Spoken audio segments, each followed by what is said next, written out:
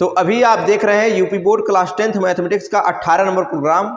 और हर रोज की तरह हम आज भी आपके समक्ष बोर्ड एग्जामिनेशन में पूछे जाने वाले सबसे महत्वपूर्ण क्वेश्चनों में से 3 क्वेश्चन लेकर के मौजूद हैं। चलिए देखते हैं 3 क्वेश्चन क्या हैं और इन्हें किस तरह से हल किया जाएगा।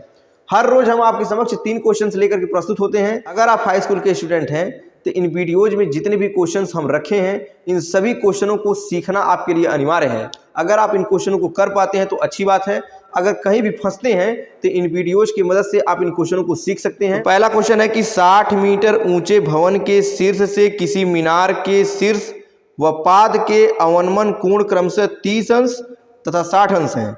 मीनार की ऊंचाई ज्ञात कीजिए।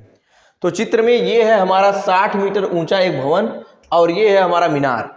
इस भवन के शिखर से जब मीनार के शीर्ष को देखते हैं तो 30 अंश का कोण बनता है, अवनमन कोण।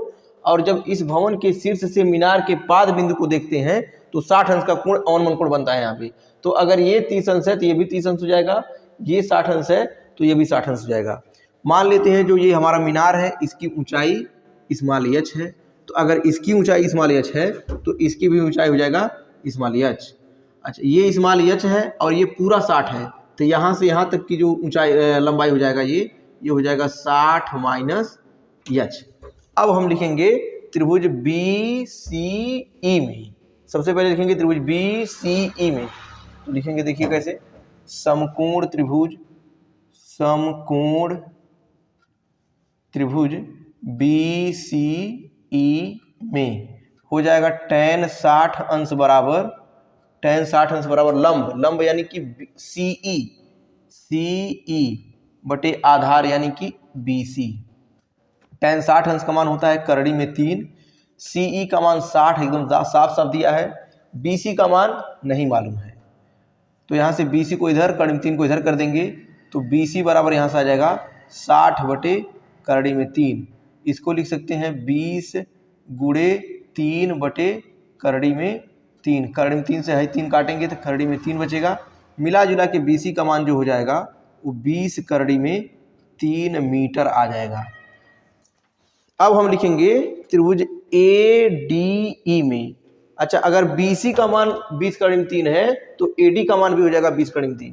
तो यहाँ से लिख देंगे BC बराबर AD बराबर 20 करड़ी में 3 मीटर। इन दोनों की लंबाई बराबर होगा क्योंकि यहाँ से इसकी जो दूरी होगी वो यहाँ से इसकी भी वही दूरी होगी।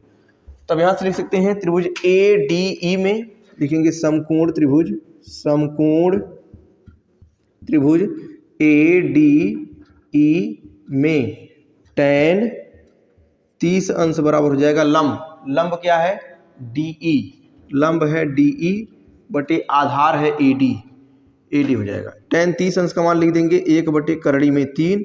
AD का मान है 60 माइनस एच, तो 60 माइनस एच लिख देंगे। और नहीं, DE का मान है 60 माइनस एच, सॉरी। AD का मान आपका है, AD का मान उतना ही है जितना BC का मान है। AD और BC का मान है 20 करड़ी में 3, तो यहाँ लिख देंगे 20 करड़ी में 3। हाई करड़ी में 3 से करड़ी में 3 कट जाएगा, 20 का इधर गुणा करेंगे तो हो जाएगा यहाँ पे 20 बराबर 60 माइनस एच। एच को इधर करेंगे 20 को उधर करेंगे तो हो जाएगा एच बराबर 60 माइनस 20। 60 में से 20 को घटा देंगे तो एच बराबर आ जाएगा 40 मीटर। यानी कि जो मीनार है, मीनार की ऊंचाई कितना है 40 मीटर है। तो लिखेंगे अतः मीनार की ऊंचाई 40 मीटर है, यही आंसर हो जाएगा। दूसरा क्वेश्चन है कि tan थीटा बटे sec theta minus 1 plus tan theta बटे सेक थीटा प्लस 1 बराबर 2 कोसेक थीटा। इस चीज को हमको सिद्ध करना है। तो चलिए सबसे पहले नोट कर लेते हैं। लिखा है tan थीटा बटे sec theta minus 1, sec theta minus 1 plus tan theta बटे सेक थीटा प्लस 1 बराबर सिद्ध करना है 2 कोसेक थीटा।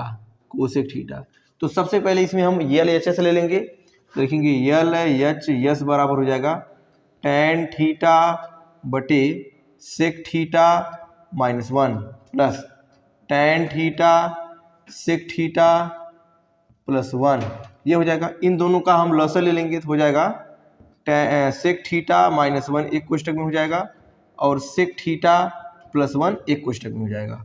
इससे भाग देंगे तो ये कट जाएगा, इसका इसमें गुणा होगा तो हो जाएगा यहाँ पे tan थीटा सेक थीटा और प्लस 1, ये वाला प्लस यहाँ पे लग गया। इससे भाग देंगे तो ये कटेगा तो इसका गुणा उसमें हो जाएगा, तो यहाँ से लिख सकते हैं tan थीटा और ये sec theta minus 1, sec theta minus 1 ये हो जाएगा।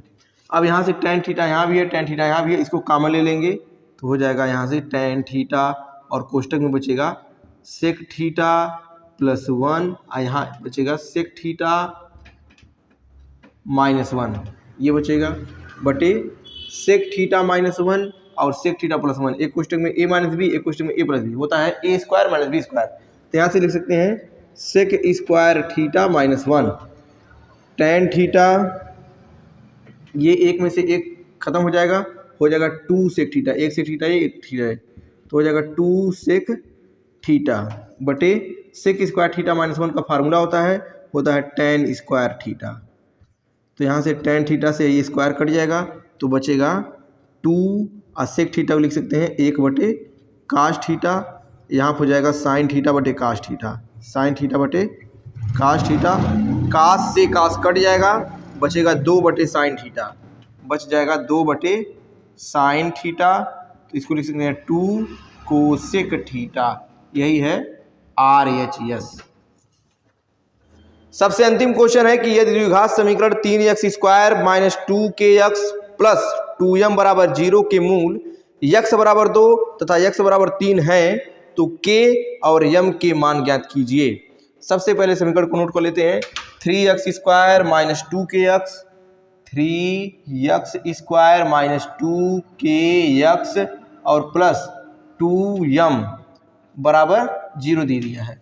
x बराबर 2 और x बराबर 3 इस समीकरण के मूल हैं, इसलिए लिखेंगे x बराबर 2 रखने पर, इसको रखेंगे जब तो देखिए क्या होता है 3 गुणे x के जगह पे 2 का स्क्वायर हो जाएगा माइनस 2k गुणे 2 हो जाएगा प्लस 2m बराबर 0, 3 चौका हो जाएगा यहाँ 12 माइनस 2 दूनी 4k और प्लस 2m बराबर 0, 2m माइनस 4k और हो जाएगा यहाँ से प्लस 12 बराबर 0, इसको समीकरण 1 कह देंगे। अब लिखेंगे x बराबर 3 रखने पर तो लिखेंगे यहाँ पे 3 रखेंगे जब तो हो जाएगा 3 गुणे 3 का स्क्वायर माइनस 2k गुणे 3 और प्लस 2m बराबर 0, 3 और 9 त्रिक 27 हो जाएगा यहाँ पे 27 माइनस 2 3 6k और यहाँ से हो जाएगा प्लस 2m बराबर 0, 2m को पहले लिख लेंगे 2m माइनस 6k और प्लस 27 बराबर 0, इसको लिख देंगे समीकरण नंबर 2।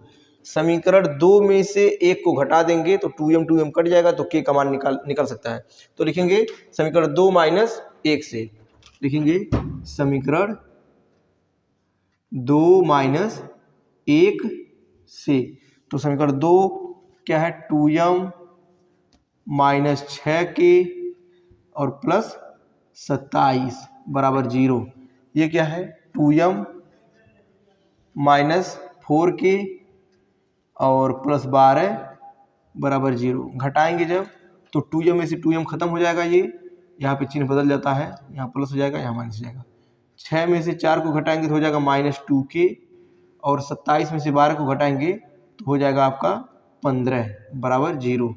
अच्छा यहाँ से लिख सकते हैं 15 उधर जाएगा तो माइनस 2k बराबर हो जाएगा माइनस 15, माइनस से माइनस कट जाएगा, 2 को नीचे कर देंगे तो k बराबर हो जाएगा 15/2, k का मान आ गया 15/2। अब k का मान समीकरण 2 में रख दीजिए या फिर 1 में रख दीजिए, लिखेंगे k का मान समीकरण 1 में रखने पर, समीकरण 1 क्या है 2m माइनस 4 गुणे k, तो k के जगह पे लिख देते हैं 15/2 और प्लस 12 बराबर 0, 2 से काटेंगे तो 2 बार में कट जाएगा, 2m 15 दूनी 30 माइनस 30 प्लस 12 बराबर 0, 2m बराबर हो जाएगा 2m, 30 में से 12 घटाएंगे तो -18 आ जाएगा, बराबर 0। 18 को उधर कर देंगे तो 2m बराबर हो जाएगा 18। 2 को नीचे कर देंगे तो m बराबर हो जाएगा 18/2। यहाँ से काट देंगे तो 9 आ जाएगा। अतः m बराबर कितना आ गया, m बराबर आ जाएगा 9। तो यहाँ से आ गया k बराबर 15/2 और m बराबर 9। यही है आंसर हो जाएगा।